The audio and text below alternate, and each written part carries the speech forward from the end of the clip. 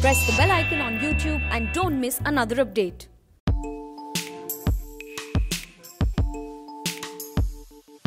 Talking about the pandemic, we've been in a lockdown now for a while.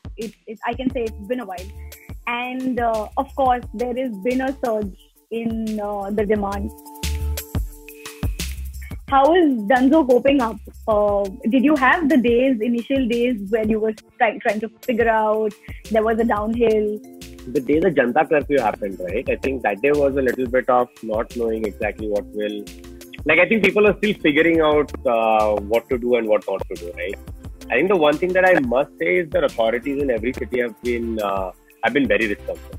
And they've been extremely wanting to figure out as to how they can get the city's essentials moving. And that's about 60% of our business. I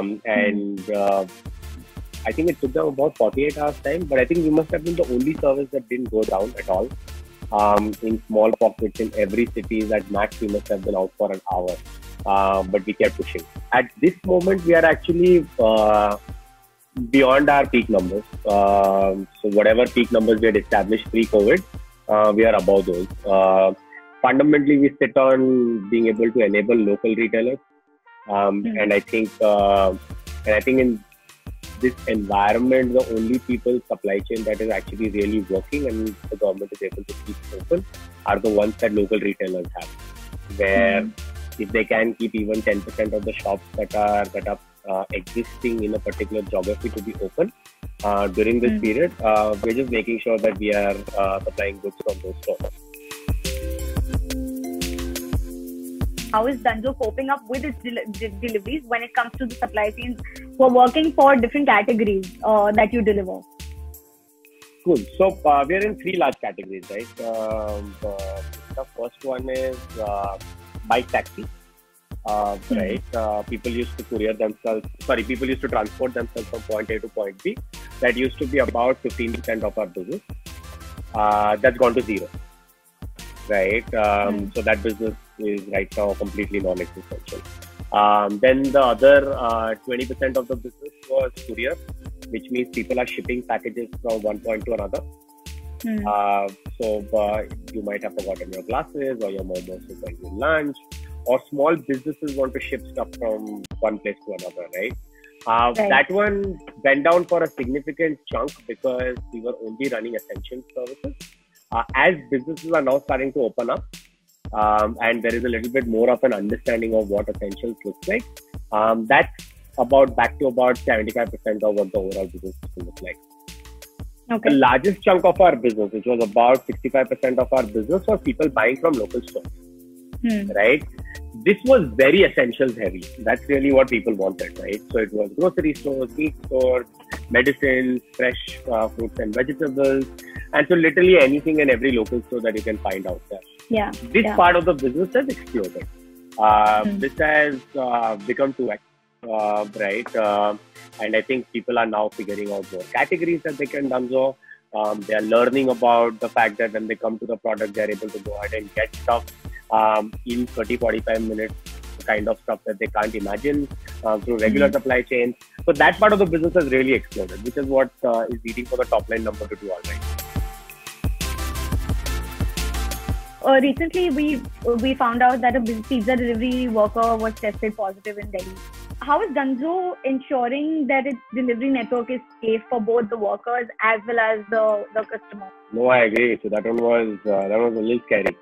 Nikita, at the end of the day, I think there has to be a little bit of an acceptance of the fact that we are all living in slightly exceptional scenarios, right? It's very difficult to build product infra processes that are going to be 100% in a scenario like this, because we are having to build literally in wartime, and this wartime, you can't really get anything to 100%. So we've implemented a lot of things, right?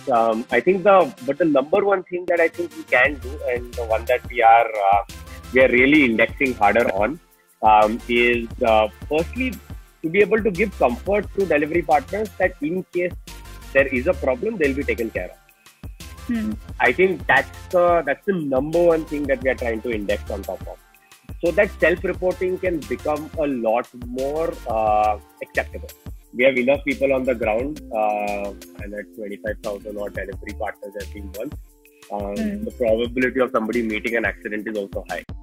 And so that's also something that you need to take as your own responsibility and make sure that there are enough checks and balances and policies that have been built so that they can get protected. All the motivation is driven from the fact that our consumers are thrilled by using the product and they keep thanking our partners. Like our partners have come up and said that, like a user stood outside their house and actually saluted them when they went for a delivery. Like what more? There is a concern over the impact of the lockdown on startups and SMEs. You are a startup too. How do you see the funding landscape going forward? I actually don't think any fundraising is easy. So that's my bottom line theory on it, right? Every fundraise I think gets reported when it's done. So no fundraise out there has ever been easy, right? Either there are macro factors at play, or there is competitive factors at play, or your own cohorts are looking slightly worse. And I think we got lucky with having enough capital in the bank that it wasn't that we had to close around in middle of this. That would have been chaotic, right? Principally, we believe that there is a consumer behavior shift that's happening. I was actually coming to that. How do you think the consumer behavior and even the business landscape will change for you after the lockdown? Correct. So we largely think of this as a positive for our consumer behavior shift, right? Where people who didn't know about the product are organically coming and looking for it, right? Secondly, people are now finding answers to problems that they didn't think they had. Right? So people walking up to their fresh fruit and vegetable guy was not a problem that people thought existed, right? But increasingly over the next 12 months time, this is going to be a problem. It's a more efficient way to lead life, but now this has suddenly become an organic part of the problem as much as traveling to office. I think we got a little lucky, and principally I think positive for the business in the medium to long term. So the government has taken a number of steps, and they've been lauded as well.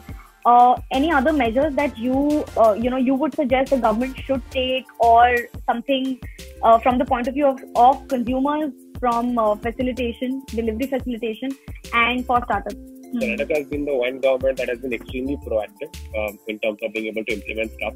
I think merchants and small stores are getting produce, but the supply chains are fairly impacted, right? And those impacted supply chains, we believe the only way to unlock it is if you're able to get policy decision making on it. It's a lot better than the first week of the lockdown. I must accept, but I think there is a path to go to be able to get sanitized. Higher degree of products into these stores than what it has right now. But daily wage earners, now these people who were making everyday money now suddenly are. Right? So we are clearly worried and want to make sure that their well-being is taken care of. Right? We are trying to communicate to them regularly, saying that, hey, this is what the situation in the cities looks like. It's okay if you don't want to come whenever you feel like coming back, and we'll keep you posted regarding the number of cases, what's actually happening in the cities that you are functioning. Please just reach out and let us know. But honestly, I think they need to be able to hear from the government directly. Dunzo has been very quirky with its social media posts these days on Twitter, Instagram and stuff. What are some of the things that people have been ordering the most? So you know where I'm getting at. But is that like a conscious choice? I think March data is kind of working. So I think April data will look different than March data. It was something that I think got missed in January. March data was still heavily skewed for the first 20 days of the month. We want to be able to attract great people to do great work. There is no censorship. There can only be advice at best. You just take the context of what is going on topically and change the tone around that. And once agreed upon, you got to live with it through a pandemic.